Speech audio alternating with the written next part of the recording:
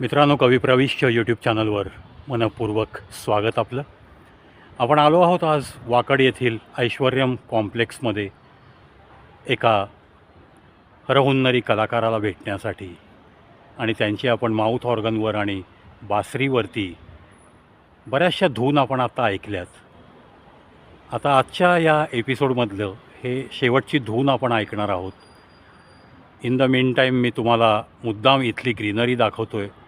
या गार्डनचा जो परिसर आहे, तसं पाहिलं तर हे लहान मुलांचं छोटासा बगीचा केलेला आहे, खूप छान आहे.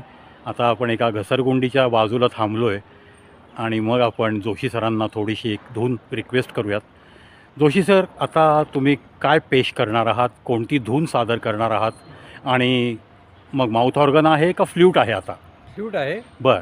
आणि आपल्या आता यूट्यूबचे सांगत असल्यामुळे, यूट्यूबच्या या ओके सांगत असल्यामुळे हां, फिर मिलोगे हे गाणं घेऊया म्हटलं. अरे वा, क्या बात आहे.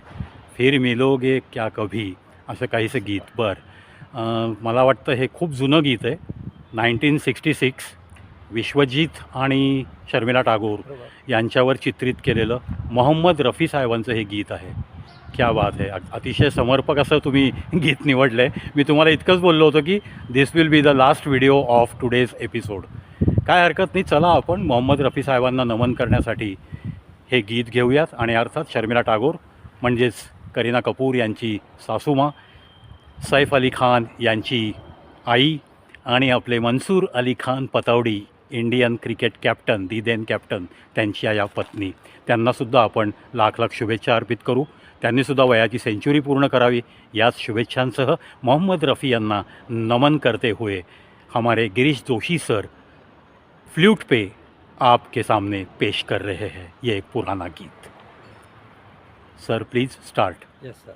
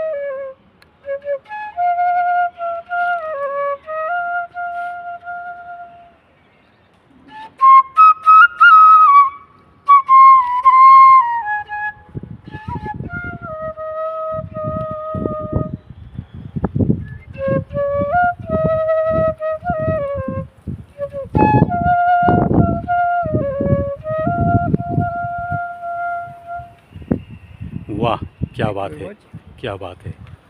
आपले बासरी वादनाच्या बाबतीत माझ्या एक दोन आठवणी गिरीश सर तुमच्याशी शेअर करतो. शुअर. एक तर माझे मित्र हे दोन्ही बासरी वादक आहेत. एक म्हणजे Subhash Shah from Mumbai, by profession he is chartered accountant, आणि another friend is retired executive engineer Sunil Dingreji. क्या बात.